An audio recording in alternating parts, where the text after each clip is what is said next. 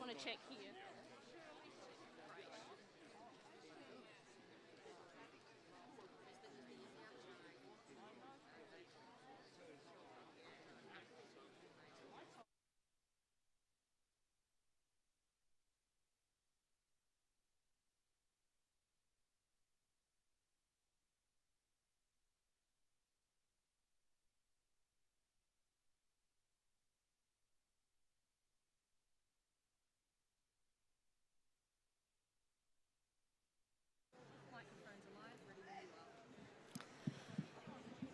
Good afternoon, everybody, and welcome to this, my last session on the last day of this remarkable Adelaide Writers' Week.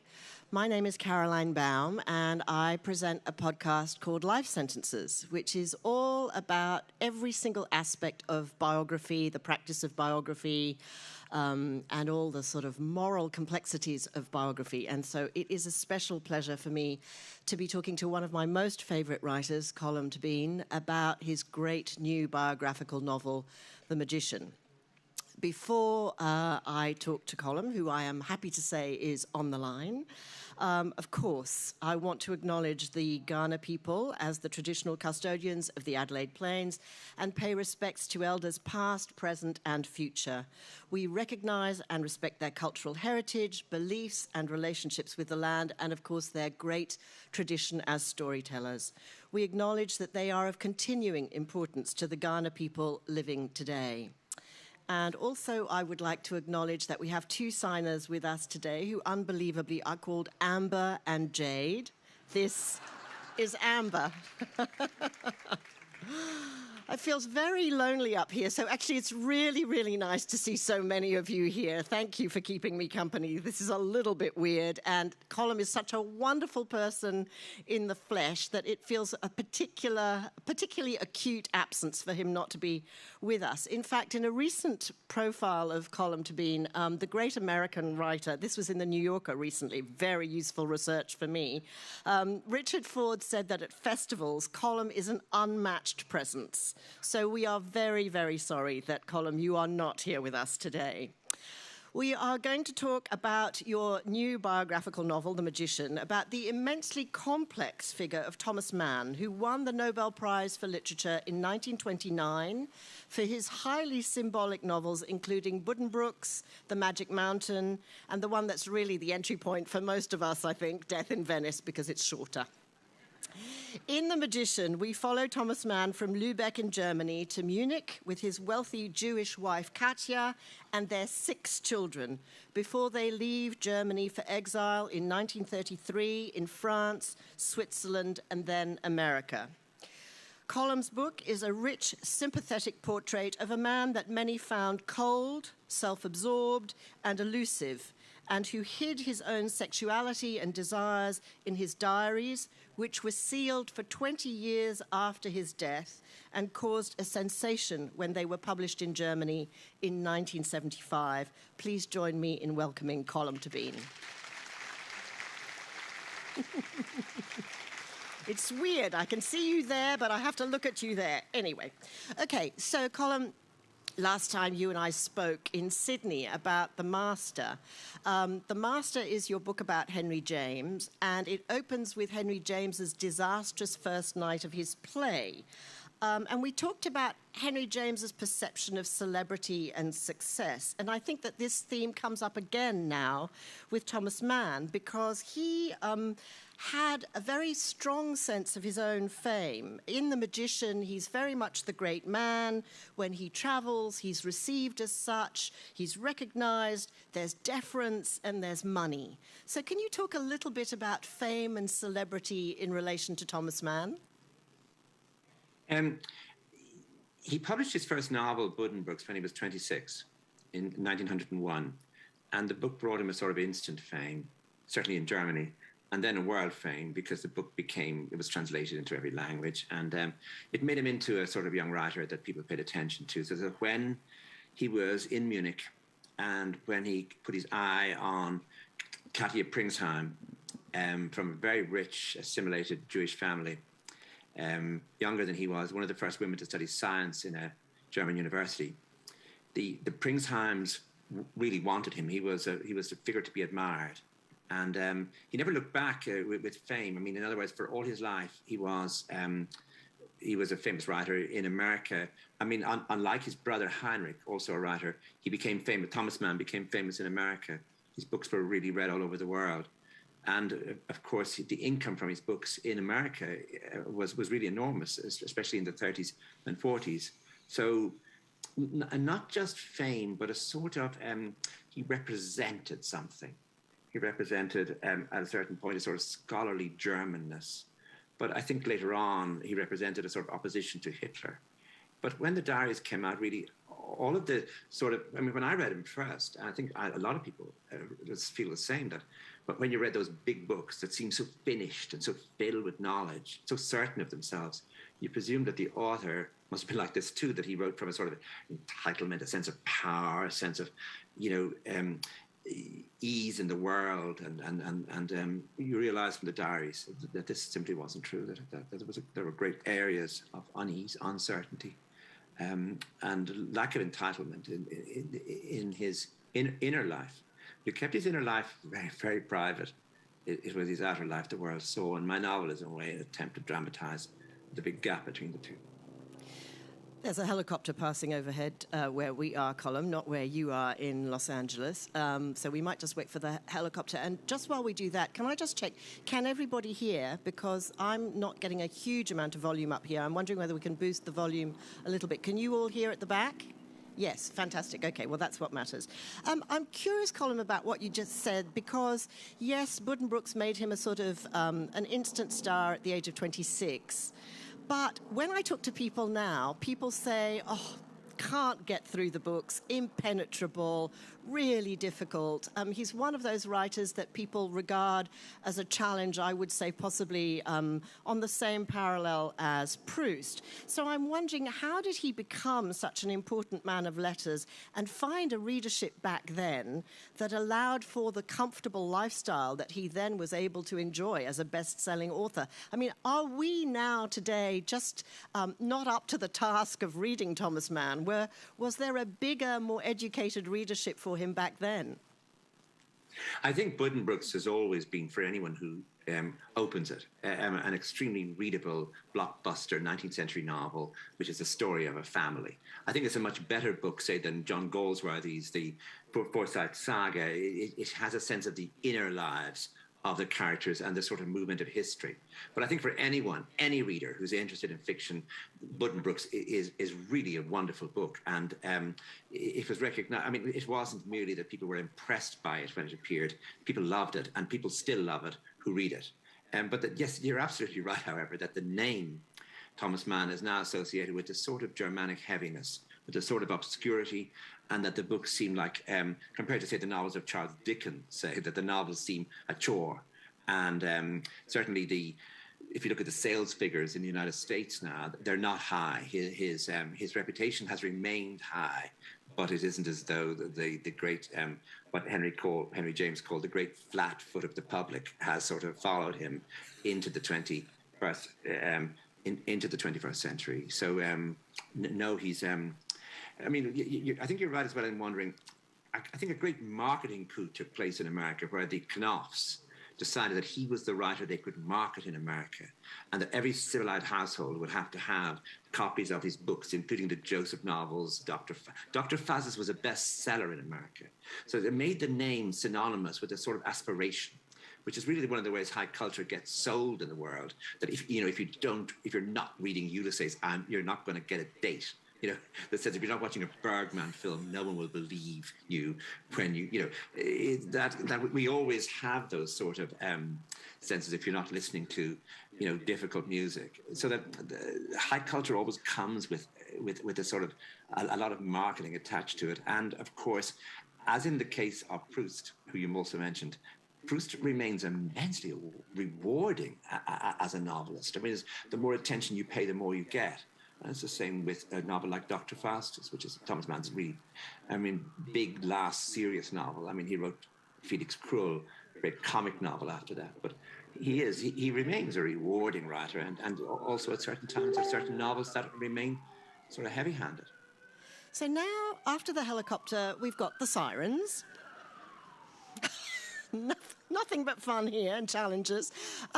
You read and reviewed 3 biographies of Thomas Mann in 1995, and that led directly to the idea for this novel. And I read your review in the London Review of Books, and you said that the 3 biographies were dull and worthy, and that also they expressed a kind of desire, the 3 of them, for man to be a better person to an almost comic degree.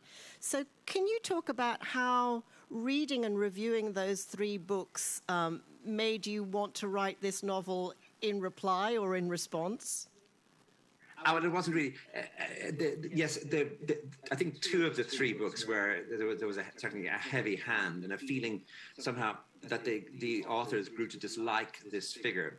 I mean, there's a moment where Thomas Mann is going to America, and he really is fleeing the Nazis, and it is the boat is absolutely crowded, and there is a sense of it's ominous. And what does Mann do? He finds a place every day, and he just writes. And one of the biographers thinks this is an example of his cold, cold heart. And I don't. I think it's an example of what you would do if you were a writer under the circumstances. Just bury yourself in work just so you don't have to think about the chaos going on all around you. I mean, I'm sorry that we have to apologize for the fact that he worked, that he continued writing under these pressures. I found the attempt to do psychology on him, the attempt to judge him, the attempt to sort of, try and work for the reader to show really what a cold fish he was. I found that very unsatisfying, and it didn't make me feel that I was getting any further with him. The Anthony Helibud, of the 3 books, the Anthony Helibud book called Eros and Literature is, I think, the best of the 3. And there were other books that came later, such as Evelyn Dure's book on Heinrich Mann and his wife Nellie. That's a very good book, and it is as though she's using a real intelligence to sort of study how these people, from the available facts. And there are other books too, a biography of Klaus Mann and a biography of Klaus and Erika Mann that I also wrote about. So, but I did find reading, you see, those 3 biographies took up the available information from the diaries. So suddenly we had a whole new way of looking at Mann, which was that it wasn't merely the buttoned up figure I mentioned at the beginning. It was a man whose sexual, whose erotic life was secret and was homosexual. And yet he had 6 children and was married to a very clever and tolerant and interesting woman. So it is a very complex story, this story. Also, his political life, that in the First World War, he was a German patriot. He wanted bloodshed. He wanted German victory. He was fired up with the sort of Prussianness. And then that sort of faded. And he was also a monarchist. This faded in the 1920s. And then he became I suppose, a great Democrat and an implacable enemy of Hitler. So that really it is an interesting story because this is a complex figure during a very difficult time. And a man who also, I think, in certain ways, might have been just happier writing his novels and telling his stories without having to be involved in, if there had been no wars, he might have been an actual, it isn't as though he wanted these challenges. These challenges came to him. Absolutely. And, but I did find the biographies, I found them plodding, just plod. What you didn't find plodding, I mean, we'll come back to his diaries in a moment perhaps, but for me, I have to say that Katya, his wife, is the sort of sparkling centre of the book. She's dry, she's droll, she's all-knowing, she's all-seeing, she's just an absolutely fizzing character on the page. Now, she also wrote memoirs, which I think were published when she was in her 90s. Can you talk about those? Because that seems to have also yielded some important material for you. Yes, in her 90s, when Cathy was in her 90s, her son Michael convinced her to go on tape. So she dictated these memoirs, which is a book called Unwritten Memories. And that book shows her to be ironic, tolerant, and good-humoured and clever, and that she noticed things. And what I got interested in was the fact that there are, I suppose, 2 cliches. One would be that she was a brilliant young woman, and she devoted her life then to domestic space, to having children, to looking after her husband. And that must have been unsatisfying. Well, it wasn't. And the other one being that she was married to a homosexual, and that must have been deeply frustrating and made them both very unhappy. Well, it didn't. So what I become interested in then was, how come it didn't? How come she wasn't? I mean, what was it like for her in those domestic spaces? And what was it like for her to be married to this man? And so the novel, The Magician, is more than anything else a portrait of a marriage. It's an attempt to enter into those complex spaces between 2 people where she keeps the show on the road. She's politically, I think, more astute than he is. She's constantly clever. My idea was that if she comes into a room and says something, it doesn't have to be funny, but it has to be smart. That she's always ahead of him in that way, and that he's often silent, and that she's usually, sensible. And so that was the idea, that in this portrait of a marriage, I was to avoid these easy versions of that story that outsiders might think are true, but I thought weren't true. But I wasn't sure in what way they weren't true. In other words, as each day happened, as each time they went into exile, or each country they went into, things were different between them. And there was a time later on when she did find the use of her grandson as a character in one of his books to be sort of less than edifying, and she was certainly not very, very unhappy with that. But one of the fun, the really amazing moments in her book is when she says, "I was in Venice with Tommy in 1911." And Tommy is her husband, Thomas Mann, and she's with Thomas and Heinrich, and they were staying in that hotel, the Grand Hotel de Bain, on the Lido. And yes, Tommy did start looking at this boy on the beach, this beautiful boy. She's absolutely no trouble with that. Yes, that is what happened. And she said, well, he didn't follow him in the streets. That he didn't do. But, I mean, she's absolutely clear that Death in Venice is not it isn't a novel about some sort of symbolic idea of beauty or the decay of Europe or something. It's actually based on a trip they made, and just at the time of Mahler's death, which meant that Mahler's face is described, is given to the author, Aschenbach, von Aschenbach, in the story. But it's fascinating just to watch her being so casual about it. It wasn't a big deal. Her grandmother had been the most famous feminist in Germany. And for them in this time, I mean, the early 1900s, everyone's sexuality was open to suggestion. It wasn't, these were bohemian people, seriously well-read and involved in constant discussion about things which had hitherto been forbidden. And so she was a very modern person. And as we have to imagine that Germany before the First World War was filled with people who were highly modern in the same way as we get figures like Virginia Woolf and her friends in London, that we get a similar world in Munich, but perhaps even in Munich even more advanced. Yes, I mean, it's interesting that you don't mention there that the boy in question that they observe in Venice is 13 years old. He's wearing, I think Katya says in her diaries, the sailor suit that we associate with the Visconti movie, of course. She's so shrewd and so observant of her husband that, and also, I would have to say, Colm, she is an enabler, isn't she? In that when she sees that her husband's eye fixes on a waiter, she arranges for him to have a private moment with that waiter because she knows that will give him pleasure, not in an explicit sexual encounter, but just some private time together. He's 75 at this point, and they're in Switzerland, and he really likes this sort of fleshy Bavarian waiter, and it cheers him up immensely. He's pretty down, he's pretty depressed, and Erica, his daughter, and Katya notice that he's much cheered up by the presence of this waiter, and I mean, you really have to imagine this. I mean, it's beyond.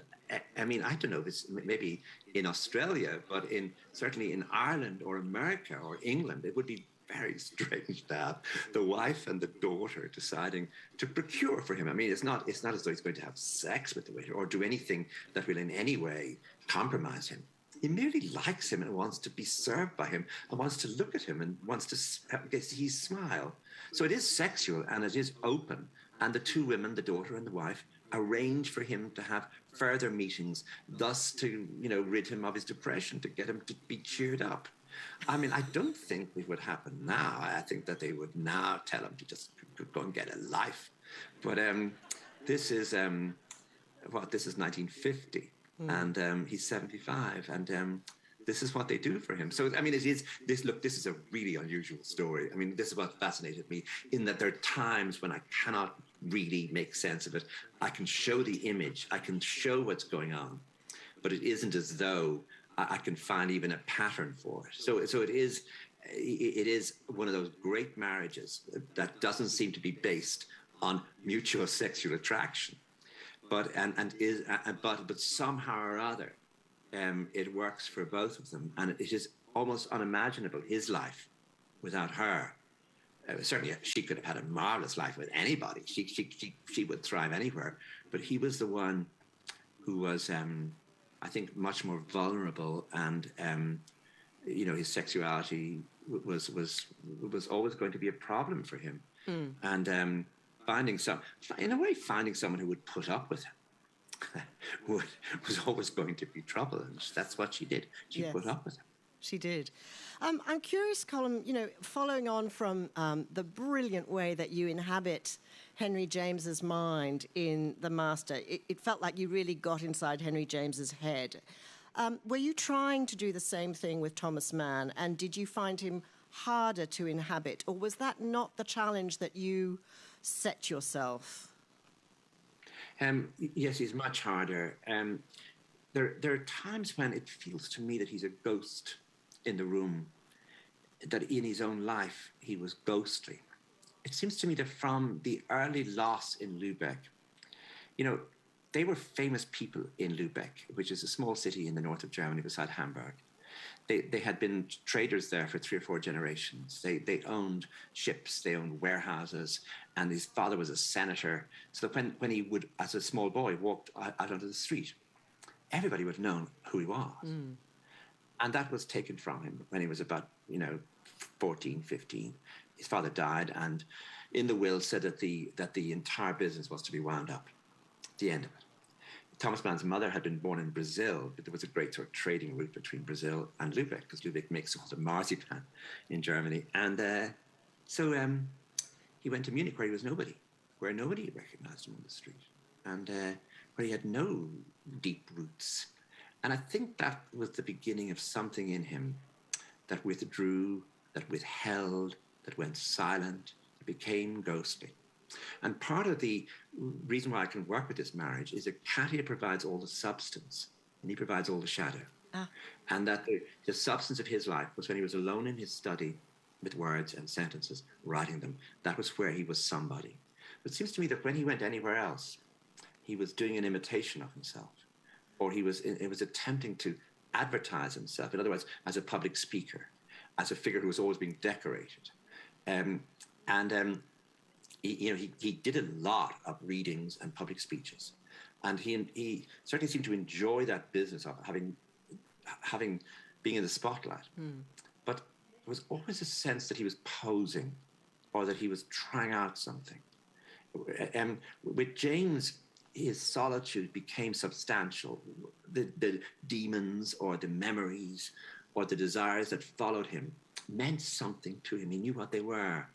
With man, it is as though all of this is not there in him, that his private life was entirely with the words on the page. So you're dealing often, there's a moment where he falls in love, again, quite unsuitably, with a 17-year-old boy called Klaus Hauser. And Klaus Hauser comes to Munich to stay with the man, which again is 1927 is a highly unusual thing. I have to really work with this. And so there's a brother called, Thomas Mann has a son called Klaus. He's a brother-in-law called Klaus, and now he has this young man called Klaus. And there's a dinner for all three. And the other members of the family are there, including Thomas Mann's wife. Mann at the dinner notices that all of them are talking to each other. All of them are busy. All of them are preoccupied. All of them are there in the room. And he's not there. It is as though if he stood up and walked away, only Klaus Hauser's eyes would follow him. And that only slightly. The others wouldn't even notice his absence, as they don't notice his presence. So I became interested in that idea of almost not exactly a man without qualities, but one of those men who are able to, in a way, disappear in a room full of people, or even within their own families, or become unknowable. People could say about them later, I was never sure what he was thinking. He didn't speak much. And he could be very cold as a father.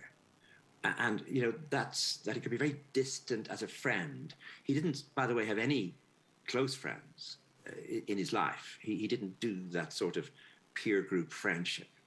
And he loved his domestic space. And Katia kept it in order for him. But the difference between him and Henry James is with Henry James, I can see his emotional life as complete, as one in which I can see what's going into his mind and out of his mind. I mean, partly his letters and also his work. But with Mann, it's a much more distant, it's a much more 20th century story. It is as though someone like Robert Musil, who wrote The Man Without Qualities, could write this idea, or T.S. Eliot, a hollow man. So yes, it's a very different story. It's not as though I found the same story again and told it a second time. No, this is a much more challenging story. Well, and brilliantly executed. I mean, there's so many things in that answer that you say that I just want to pick up on there. I mean, you said the thing about the children. The children, they had 6 children, he and Katia, but he professed to only love 2 of them, Erica and Elizabeth, and apparently treated the others, considered them as sort of mildly irritating. And then when you mentioned that Klaus Hauser incident of being attracted to this 17-year-old boy, I thought you were going to tell the story about how he wrote to his son, who was very attractive as well in his own right, and he said... he asked his son, who had met Klaus at this dinner, possibly that you're referring to voluntarily withdraw and not invade my circle. I am already old and famous, and why should you be the only ones who constantly sin? The secret and almost silent adventures in life are the finest. So that suggests direct competition between father and son, and that's pretty weird. Yes, it didn't happen much. I mean, that letter is really unusual in that he is breaking out of his own skin by actually trying to talk to his children directly about the fact that they're all looking for sex with attractive people. And for once he has found someone, and could they back off? But yes, it gives an example of just how strange this household was. But his 2 eldest children, Klaus and Erica, did represent, they did, because their sexuality was so open, because they really, anything they said, if they had a thought, then they spoke it. they were out there. They wanted to tour the world. They wanted to drink the cup, and their father was at home, and they would come home looking for money. But I mean, they did sort of almost shame him at times into, how isolated he was and how silent he was and how noisy they were. So it's good for the novel in the sense that every time I bring them home, I can have them, really behave outrageously while the father watches. And of course, he's fascinated by outrageous behavior, but he himself will never join. So that letter is just one way of trying to be with them for a change, because normally he's not. It's not as though there's a large correspondence like that letter is on its own. Now, I'm really curious about the things that you allow yourself to do in a biographical novel. We're all very familiar with the genre, and obviously its great popular appeal. We only have to look to writers like yourself and Hilary Mantel.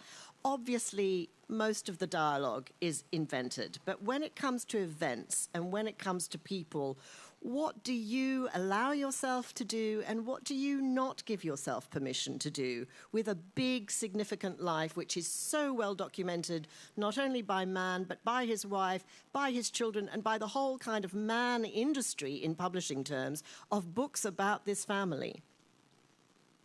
Normally, as a novelist, you can say that you have all the rights and very few of the responsibilities. Your responsibility is to create an illusion for the reader, that the reader will enter into this world and follow the illusion and live within the illusion. That is your responsibility. The rest, you have rights. In this case, that's just not true. And you could try and say it and argue it, but you will never win that argument. No matter what you do, there is an ethics involved in this. And the ethics, no matter what you do as well, has grey and fuzzy areas that you could you really couldn't be sure about. I think the first thing is that if I say that he was in Munich at a certain time, then he was. Mm-hmm. If I say that he was not in Germany in 1933 and he did not go back into Germany, that has to be correct. If I say where he went next, that has to be correct. But there are other moments. The one moment, but I'll give you an example of. I see him in Munich. He gets his own apartment, and he's a young writer, and he's having a certain success. He gets his own apartment. His mother is living away, so suddenly he's on his own in the city. Now, anyone thinking about that, a young man filled with homosexual desire, is in Munich on his own with his own apartment. It's not possible that something didn't happen once. Now, he wouldn't have written that in his diary. He wrote in his diary for about those years about the unrequited loves he had.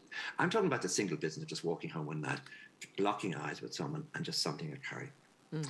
I put that into the book because it's an important moment for him. It's somebody who he really doesn't like, and he ends up having sex with him, and ends up feeling rotten afterwards. And he ends up feeling, actually, this could be my life. I could go from city to city having this sort of deeply unsatisfactory sex. I'm going to propose marriage to Katja Pringsheim. That's going to be the spur. I was trying to get a motive for him to, he liked her, he was interested in her, he saw what could happen between him and her. But the moment where he decides, actually, I'm going to do this, even though friends of his will know it's wrong. And obviously, this is troublesome. I went with the book to Germany, and I was on a stage. At the Frankfurt Book Fair. Very sparsely attended, but it was being filmed. And I got interviewed by a young journalist from the Frankfurt Book Fair who, was very polite up to a certain moment and then just turned to me and said, so how do you feel about queering Thomas Mann? And I had to say, well, I didn't write his diaries. I didn't write anything, Venice. If you can forgive me, I actually, these were not my work. I was saying I didn't do this. But I think for Germans, the idea that he was less than a great man, that he was a dishonest man, which he certainly was. And I'm not judging that. I'm fascinated by dishonesty. I would find it very difficult to write a novel about an honest man, whatever that would be. And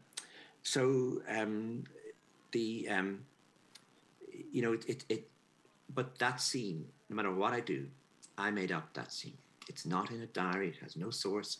I'm just imagining what that year in his life, 2 years in Munich, would have been like.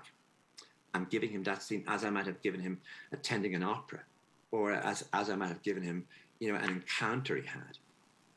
But the ethics. I mean, in other words, I feel this is an important part of the story. It's impossible for me that he never had sex. I just don't believe it. He was too many hotel rooms, hotels filled with waiters, train journeys. There were too many chances. And, things he didn't note down in his diary. It doesn't mean he wrote everything down. And, but in general, if I'm saying something, it's true. I mean, in other words, where he was, who was with him, what year the children were born, what year his father died, when he went to America, where he lived in America. All of those things are true. And they're not just outline, they're the whole structure of the book and the structure of the life. Those things are based on fact. But yeah, the book depends on its dialogue. It depends on these noisy encounters between him and his children, him and his wife, and with a lot of interruption, with a lot of different sort of opinions being expressed. And the dialogue there, very, very deliberately, is not an attempt to imagine how Germans spoke a century ago. I think you would lose the reader very quickly. And so what I was doing was I found a sort of tone from the 1920s, from literature of the 1920s, of being snappy, of dialogue, a lot of interruption, a lot of just short, brisk interventions in the dialogue. It's not as though they ever listen to each other, this family. They don't listen to each other. And so all those encounters in dialogue, I think perhaps even without exception, are invented. That, in other words, I'm still involved, no matter what I do, in the initial day job, which is I'm a novelist. And my job, as I said, is to create illusion, is to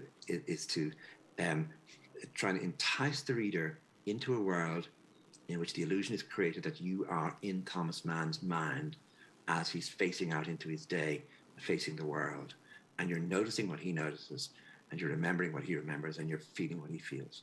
And that's the effort to do, is to bring you in and hold you as much as I can in that world. Now, in doing that, which you do so remarkably and so vividly, partly through this sparkling dialogue, which has all sorts of witty repartee and banter between all these competing, furious intellects and sort of show-offs, because they are the kids, the 6 children are very sort of flamboyant, as you say. There is also a sense very much of the homes and the interiors in which the Manns live as they move from country to country. And you were able to visit the house in California where Thomas Mann lived in exile, and you also were able to visit his original house, I think, in Lübeck. You're speaking to us from California today. I'm just wondering whether you could talk to us a little bit about the Mann houses and how important those interiors were in giving you material. They were absolutely essential. I got a lot of emotion from them. Thomas Mann in 1942, he built a house on Pacific Palisades in California. It's still there.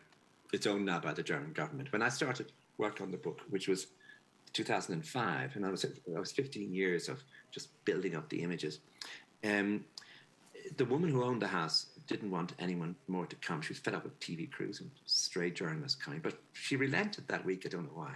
And she let me in. She'd bought the house from the Manns. She was in her 80s. She'd bought it when she was in her 30s. And just seeing, for example, how private his study was away from the rest of the house. He had his own, what we all want, he had his own staircase from just outside his study going up to his own bedroom. The views were miraculous of the Santa Catalina Island, the Pacific Ocean, the Sierra on the other side, beautiful gardens, and this wonderful open California space that the Manns made for themselves. They didn't attempt to replicate Bavaria. This is beautiful mid-century California architecture. And I imagined them there. And the same thing, I think, but more than anything, the house that really got me going was the house in Brazil where Thomas Mann's mother was born, which is right on the water in an inlet in a place called Paraty, in between Rio and Sao Paulo. And the house is so close to the water, and the water is so calm that, of course, the stars at night, with the clear sky, would light up. You'd be able to read at night by starlight. And of course, you can just imagine this girl. She was taken from Brazil to Lübeck. Her father was German. Her mother was what we might call Brazilian, meaning she was of mixed race. She was taken to Lübeck in the north of Germany, I think when she was about 7 or 8, meaning she saw an overcast sky for the first time. Mm-hmm. She saw a sky, see the stars. And so that idea of that half of his mother had come from the Lübeck's viewpoint, exotic place, and that she had been displaced in this way, that he was later to be displaced so many times. That really got me going. That has got me going. And yes, Lübeck itself, even though it was so heavily bombed in the war, there's enough of it that you can get a sense of its intimacy of what a small city it is, and how much he would have been, the man would have stood out in the place, and what a great Protestant city it is with its great churches, and how much Munich, which is it's a cosmopolitan city, but it's also a Catholic city. How much it would have been different. So, yeah, seeing the houses, and there were other houses as well, including the house he rented in Princeton. I just kept wanting to get into the houses. And the houses, it isn't as though I was using, it wasn't the information I was getting where the rooms were, although that was useful. I was getting an emotion. I was imagining him moving from one space into another. I was seeing the old ghost come into substantial space. And that gave me just impetus to work and helped me. So one of my favourite parts of the book, Colm, is the part in France when he goes to a small coastal village called Sanary, which has become a sort of a gathering place for many of the sort of intellectuals from Austria and Germany. And there are these wonderful sort of factions that are sort of fermenting and stewing at different sort of cafe tables. And so he doesn't particularly get on with the communists or with Brecht. And you paint this really rather funny scene in this village. So could you just talk a little bit about the Sanary episode in the man life as an exile? Yeah. I mean, this will be replicated in California, where the German exiles bring with them an ability to have feuds with each other over the smallest matters, but sometimes over the largest matters, which is that some of these people are communists. There's a communist table, and there's a Jewish table. And there are various other tables, at cafes where when Thomas Mann, who of course always had money, and his wife was rich, but his books sold, and so it wasn't as though he was down on his luck financially, but he was also politically in the center. And it was known that he had a friend among the Nazis, Ernest Bertram, who had worked with him on his book that he wrote in the First World War. So he was being watched. And in a way, his brother was not, because his brother was a much more open left-wing figure. And so he would come with his very stiff manners. And the young communists, the people who had, just thought he was ridiculous. And his books were bourgeois, ridiculous. And of course, Brecht, who was a bit older, just hated him anyway, always hated him, and saw himself very much in opposition to Mann. That, in other words, Mann's high bourgeois tone was something that really Brecht wanted to get rid of. And of course, Mann wasn't Jewish. His wife was Jewish, but she had been from an assimilated family, so she was never near a synagogue. So that no matter where he went, he wasn't welcome. But of course, in the end, it really offends him, because one of the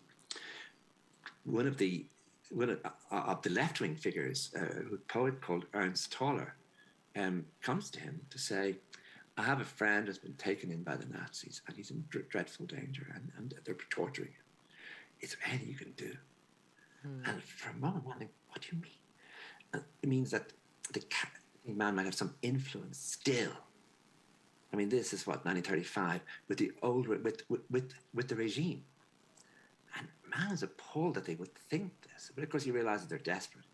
And then he finds out later that, this man was one of the first real victims of the Nazis. He was arrested very quickly when they got power, and he was tortured in the most savage and brutal ways, and he died. And a young man comes to Mann's house and says, I want you to know what happened to this particular figure who was a writer, who came from Lübeck, who was Jewish.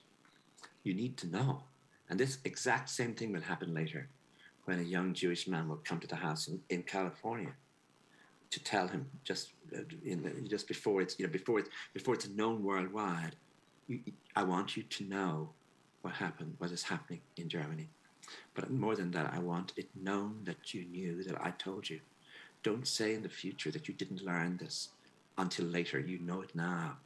And so that's sort of way in which people saw him as a great man, someone who was connected, someone who had influence. And of course, he was connected. He did have influence, but he didn't by 1935 have any influence with the Nazis. He didn't have that. No. One of the darker aspects of man's life that is, terribly, it's extraordinary to think of this, really. There is a prevalence of suicide in the family. 2 of his sisters commit suicide, and as if that weren't tragic enough, 2 of his children commit suicide. Could you just talk a little bit about those circumstances? I think that, we're talking about that he really loved his daughter Elizabeth and he really loved Erica. But his wife, it's clear in the novel, really loves her eldest son, who's Klaus, and we really watched Klaus's disintegration. And this disintegration is caused by, first of all, his drug taking, but secondly, he's excited by life. He likes staying out late, and he has, after 1933, he has nowhere to go. He can roam various cities in Europe, but his country is gone because his language is gone. He'll always be an outsider now. In America, he eventually gets to join the army. But after the war, Klaus Mann is not welcome back in Germany. That what happens in Germany after the war is they don't seem like good reasons to us now, but people began to feel themselves as being the victims. I mean, that they had been through a great bombing of their cities. They were starving. And they didn't look back to say, well, actually, this was caused by, Germany or Germans. They saw themselves as victims, rightly or wrongly. And therefore, they didn't welcome people who had been in California or elsewhere during the war. So Klaus was not welcome back into Germany. I mean, he could have lived there, but not comfortably, not as a leader, not as someone people looked up to, and not even as a writer, because his novel Mephisto, which is his best-known book, was still banned in Germany after the war. And his former friend, who had been a Nazi actor, a famous actor for the Nazis, was suddenly back on stage. And Klaus watched. He was in a theatre when this actor, Gustav Gründgens, was applauded, given a standing ovation. Klaus realised that Germans are ready to do in the dark what they're forbidden for doing in the light, which is actually make clear that they're not sorry, actually. And he took this very badly, and he was still addicted to morphine and possibly cocaine. And in any case, he commits suicide. And this is the most, it's the saddest thing, because Thomas Mann did do so much to protect his children. He got them visas, he got them out of Europe, he got them into America for the war. And then this happens. And this, in the same way, the inflation in the 1920s caused Thomas Mann's sister Lula to lose all her money. That she was a very respectable woman, and she lost, people's pensions became worthless, as did hers. And again, there's a question of morphine. But again, she committed suicide, as did his sister Carla, as later on, after my novel ends, does his son Michael. And that in other words, it was one of the curses that befell the family. It is a curse. It is a curse. We've got about 10 minutes left. If you've got a question for Colm, it would be lovely if you would come to the central microphone. It doesn't matter if you haven't read the book. I'm sure you've read something else by Colm, maybe Brooklyn. If you've got a question, come to the microphone. I'm happy to kind of keep going forever and ever, frankly. But, you might want to ask a question. While someone is coming to the microphone, Colm, I wanted to ask you this. You've got a scene in the book where a book suddenly manifests itself to Thomas Mann, almost complete. And I remember interviewing you once, and you telling me that you'd got a complete idea for a novel while driving around a roundabout. Do you remember that? The novel The Blackwater Lightship came to me when I was back home in Wexford. I had recently learned to drive, and I was navigating around in a very inept way around a roundabout. But the previous few days, I've been listening to a lot of music, because there's an opera festival there with some chamber music, and I've just been at music all the time. Whatever was being stirred up, also about being back home. And driving around a roundabout, the novel The Blackwater Lightship came to me. I mean, if the road had been straight, I probably wouldn't have got it.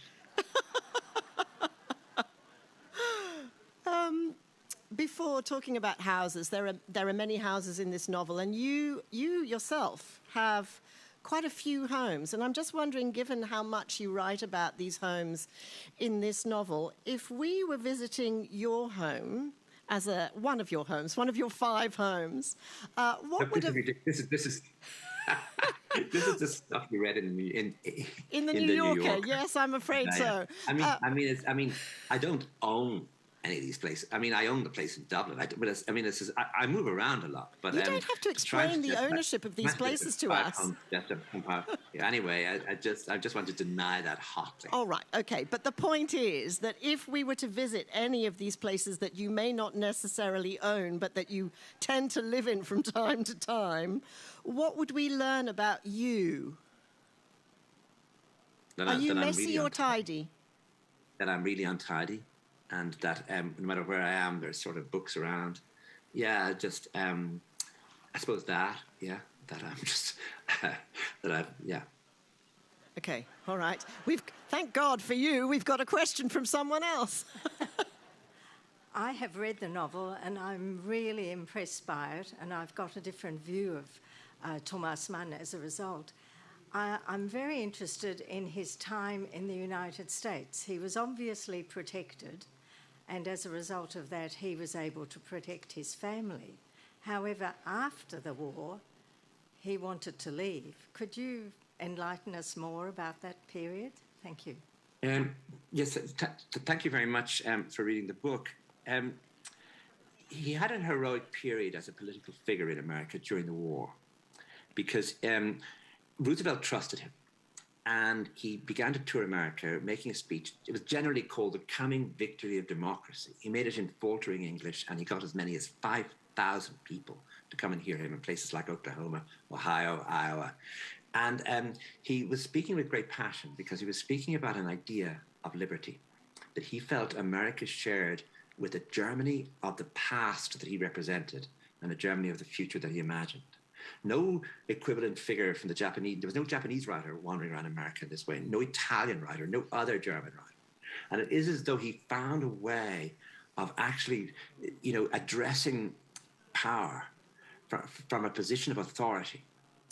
And, when we think about what happened after the war, the rebuilding of Germany, the creation of great democracy in Germany, the blueprint for this, some of it, is in Mann's speeches.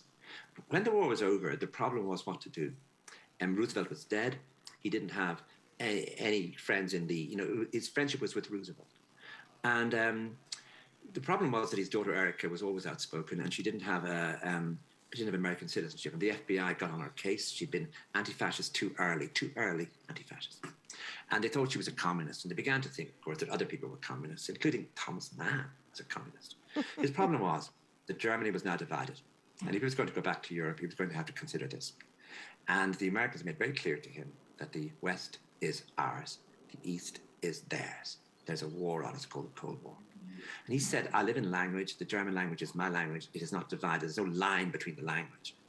This seemed to them very naive. It might seem like that to us, but emotionally he felt he didn't want to represent one faction in the Cold War. And he went into East Germany on his first visit. He may have done this to show his brother that he wasn't a poodle, that he wasn't a stooge of the Americans. But it was it wasn't forgiven. In other words, America became, when he returned, this is 1949, a sort of cold place for him. He was denounced in Congress, and he began to be interviewed by the FBI. And of course, the McCarthy period was beginning. Everyone was suspected of being a communist, and he really had no proper way of defending himself.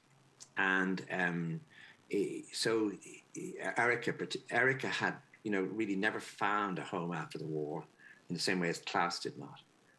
They had a very exciting time in the war, and then it was over. And so she really wanted to leave.